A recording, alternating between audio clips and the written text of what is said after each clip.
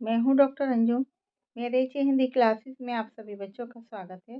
बच्चों, आज हम कक्षा 12 सामान्य हिंदी का गद्य का अशोक के फूल नामक पाठ पढ़ेंगे।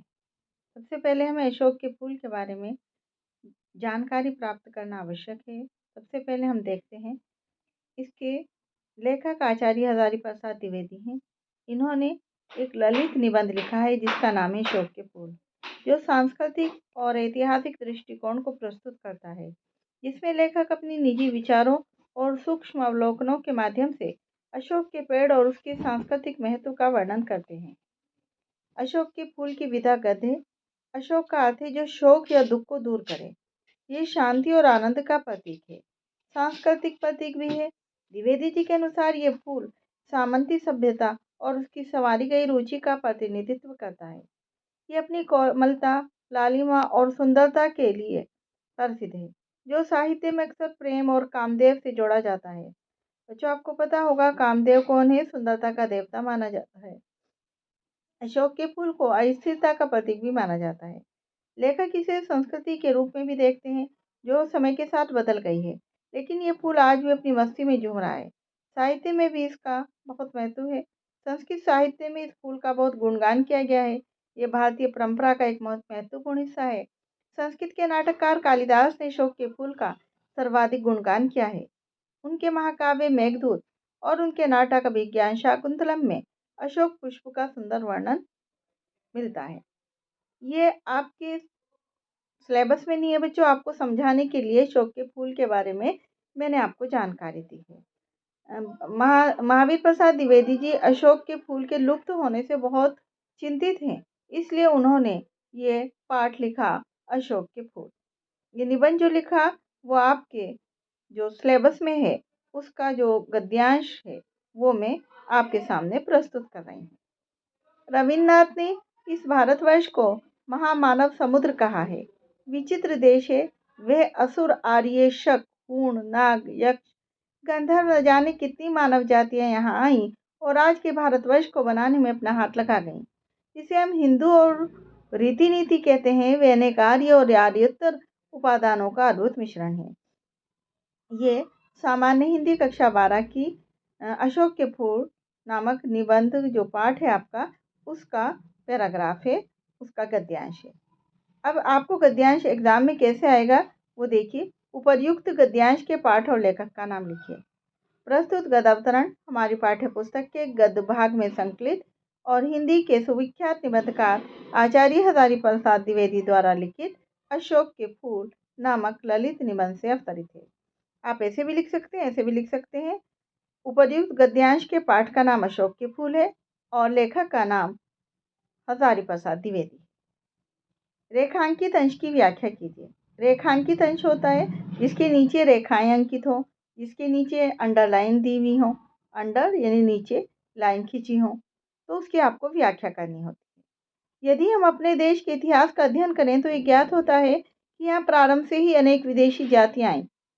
उन आने वाली जातियों में आर्य, शक, हूण आदि अनेक जातियों ने भारत पर आक्रमण किए और विजय प्राप्त करके यहाँ के अनेक स्थानों पर और राज्यों पर साम्राज्य स्थापित किया।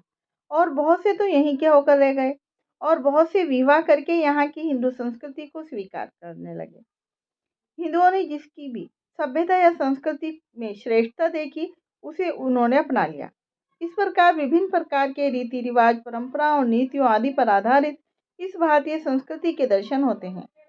वे यहाँ की सर्वश्रेष्ठ कही जाने वाली आर्य जाति या उसके बाद बाहर से आने वाली विदेशी जातियों के समन्वयात्मक योगदान का परिणाम है। नेक्स्ट क्वेश्चन है, रविंद्रनाथ ने किसे महामानव समुद्र कहा है? उत्तर होगा, रविन्द्रनाथ ने भारतवर्ष को महामानव समुद्र कहा है। क्यों कहा है? क्योंकि यहाँ की प्रगति एवं सांस्कृतिक विकास में अनेक महापुरुषों ने अपना योगदान दिया। तो ये क्या हो गया? महामानव समुद्र। नेक्स्ट क्वेश्चन है, भारतवर्ष के निर्माण में किन किन का सहयोग रहा है?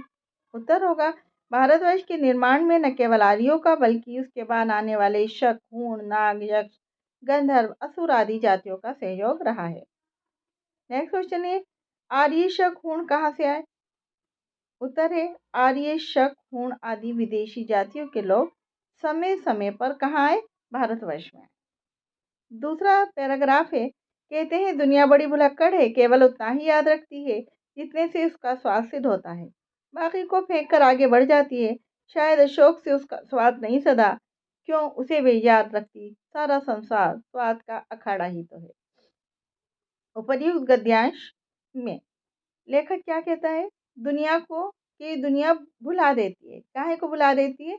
जिसमें उसका स्वाद सिद्ध नहीं होता उसे भुला के आगे बढ़ जाती है।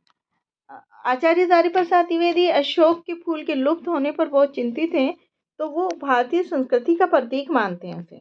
तो वो कहते हैं कि दुनिया अपना स्वाद जिससे सत्ता है, अब शायद अशोक के फूल से उसका स्वाद सिद्ध नहीं होता, इसलिए उसे भुला दिया। तो पहला क्वेश्चन होगा, उपर्युक्त गद्यांश के पाठ और लेखक का नाम लिखिए। उपर्युक्त गद्यांश के पाठ का नाम अशोक के फूल है और लेखक का नाम आचार्य हजारीप्रसाद द्विवेदी है। रेखांकित अंश की व्याख्या कीजिए। व्यक्ति अशोक के फूल को भूल गए, साहित्य में इसका वर्णन नहीं होता। इस विषय पर द्विवेदी जी अपनी चिंता व्यक्त करते हुए कहते हैं, अशोक के फूल की अब लोगों को आवश्यकता नहीं रही, इसलिए उन्होंने उसे भुला दिया। ये संसार बड़ा स्वार्थी है, उन्हीं बातों को याद रखता है जिससे उसका कोई लाभ सिद्ध होता है, जिससे उसका काम पूरा होता है। यदि किसी वस्तु से उसका स्वाद सिद्ध नहीं होता तो वह बेकार की यादों का अपना अब आप पर बोझ नहीं रखना चाहता। ये उन्हीं वस्तुओं को याद रखता है जो उसके प्रतिदिन के जीवन में आवश्यकता पूर्ति में सहायता पहुंचाते हैं। बदलते समय की दृष्टि में अनुपयोगी होने से यदि कोई वस्तु अनदेखा हो जाती है तो ये उसे भूलकर आगे बढ़ जाते हैं। नेक्स्ट क्वेश्चन है, अशोक को विस्मृत करने का आधार किसे माना? विस्मृत कहते हैं भुलाने को। अशोक को विस्मृत करने का आधार यह माना गया कि उससे अब संसार का कोई स्वार्थ नहीं सदता। नेक्स्ट क्वेश्चन है, लेखक ने दुनिया का किस प्रकार का व्यवहार बताया है?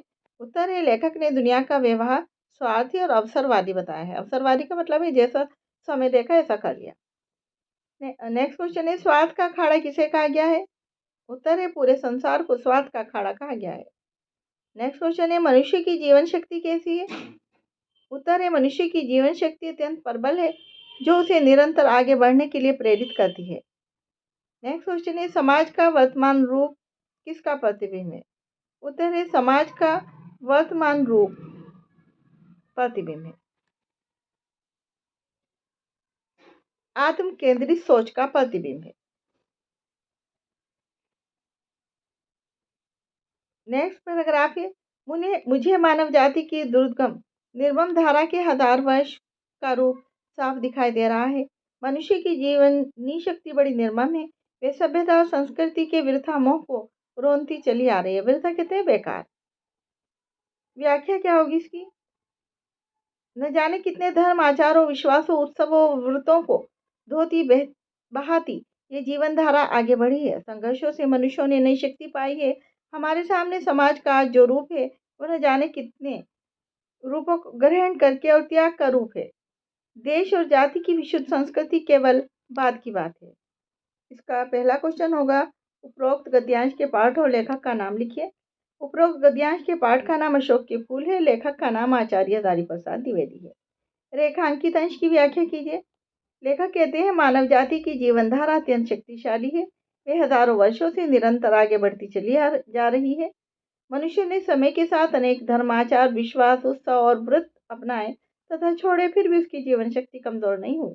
संघर्षों से गुजरकर मनुष्यों ने नई ऊर्जा प्राप्त की और समाज को नए रूप में ढालता रहा। लेखक के अनुसार मनुष्य की जीवन शक्ति कैसी है? लेखक के अनुसार मनुष्य की जीवन शक्ति अत्यंत प्रबल, दुर्गम और निरंतर आगे बढ़ने वाली है। नेक्स्ट क्वेश्चन, मानव जाति की जीवन धारा को दुर्दम क्यों कहा गया है? उत्तर है, मानव जाति की जीवन धारा को दुर्दम इसलिए कहा गया है क्योंकि वह किसी भी परिस्थिति में संघर्ष या परिवर्तन से रुकती नहीं है, बल्कि निरंतर आगे बढ़ती रहती है। नेक्स्ट क्वेश्चन है, मनुष्य ने समय के साथ किन किन बातों को अपनाया और छोड़ा है? उत्तर है, मनुष्य ने समय के साथ अनेक धर्माचार, विश्वास, उत्सव और व्रत अपनाए और छोड़े हैं। नेक्स्ट क्वेश्चन है, संघर्षों का मनुष्य पर क्या प्रभाव पड़ा है? उत्तर है, संघर्षों से मनुष्य को नई शक्ति और ऊर्जा प्राप्त हुई, जिससे वे समाज और संस्कृति को नया रूप देता रहा है। नेक्स्ट क्वेश्चन है, लेखक के अनुसार समाज का वर्तमान रूप किसका परिणाम है? उत्तर है, समाज का वर्तमान रूप हजारों वर्षों के ग्रहण, त्याग और निरंतर परिवर्तन का परिणाम है। नेक्स्ट क्वेश्चन इस गद्यांश का केंद्रीय भाव लिखिए। उत्तर इस गद्यांश का केंद्रीय भाव ये है कि मानव जीवन की शक्ति अजय है। परिवर्तन, संघर्ष और समय के प्रभाव के बावजूद मनुष्य निरंतर आगे बढ़ता रहा है और समाज को नए रूप में ढालता रहा है। नेक्स्ट क्वेश्चन है दुर्दम और निर्मम का अर्थ बताइए। तो दुर्दम और निर्मम का अर्थ है जिसे दबाना अत्यंत कठिन और अजय हो वो दुर्दम, और जो निर्दयी या मोह ममता से रहित हो वो निर्मम। ये मानव जीवन की उस अपराजेय शक्ति को दर्शाता है जो पुराने मूल्यों, धारणा और मोह को रोनते हुए निरंतर आगे बढ़ती रहती है। बच्चों, आपको एग्जाम में 5 क्वेश्चन आएंगे। ज़्यादा क्वेश्चन आपको इसलिए बता देती हूँ जिससे आपको मालूम रहे इस तरह का भी क्वेश्चन आ सकता है, इस प्रकार से भी क्वेश्चन आ सकता है। अगर बच्चों आपको मेरी वीडियो पसंद आई हो, मेरे चैनल को सब्सक्राइब करें, लाइक करें, ज़्यादा से ज़्यादा बच्चों में शेयर करें और बेल आइकन को दबाना न भूलें जिससे मेरी हर नई आने वाली वीडियो आप तक पहुँचे। धन्यवाद।